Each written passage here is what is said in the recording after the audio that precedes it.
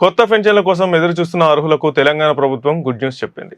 కొత్త పెన్షన్ల దరఖాస్తుల ప్రక్రియ కొనసాగుతుండగా సెప్టెంబర్ 1 నుంచి క్షేత్రస్థాయి పరిశీలన చేపట్టాలని రాష్ట్ర పేదరిక నిర్మూలన సంస్థ సెర్ప్ అన్ని జిల్లాల అధికారులను ఆదేశించింది. ఈ నెల 9వ తేదీ నుంచి కొత్త పెన్షన్ల కోసం అర్హుల నుంచి దరఖాస్తులను స్వీకరించనున్నారు. ఈ నెలాఖరుతో దరఖాస్తుల గడువు ముగియనుండగా రాష్ట్ర వ్యాప్తంగా 3,03,066 మంది కొత్త పెన్షన్ల కోసం దరఖాస్తులు చేసుకున్నట్లు అధికారులు వెల్లడించారు.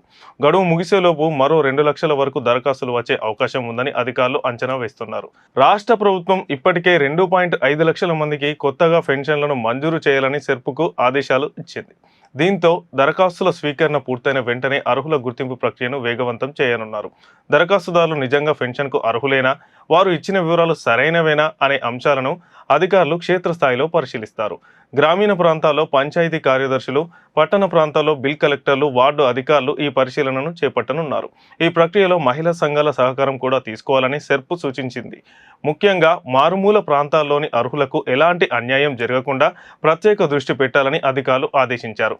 తండాలు, గూడాలు, గిరిజన ప్రాంతాలు, ఎస్సీ కాలనీలు, పట్టణాల్లోని మురికి వాడలకు చెందిన దరఖాస్తుదారులను ప్రత్యేకంగా పరిశీలించాలని స్పష్టం చేశారు.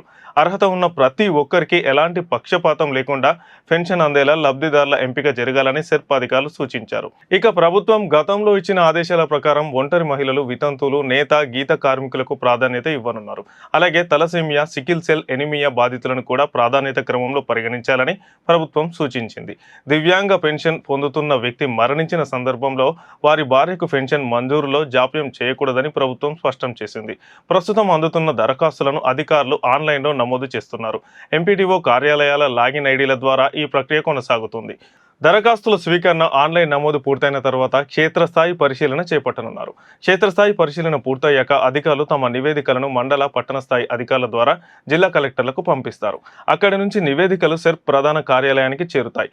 వాటిని సీఈఓ స్థాయిలో పరిశీలించిన అనంతరం తుది అర్హుల జాబితాను ఖరారు చేయనున్నారు. కాబట్టి పెన్షన్ కోసం దరఖాస్తు చేసుకున్న వారు తమ వివరాలు, అర్హతకు సంబంధించిన సమాచారం సరిగ్గా ఉండేలా చూసుకోవడంతో పాటు క్షేత్రస్థాయి పరిశీలన సమయంలో అధికారులకు అవసరమైన వివరాలు అందించాల్సి ఉంటుంది.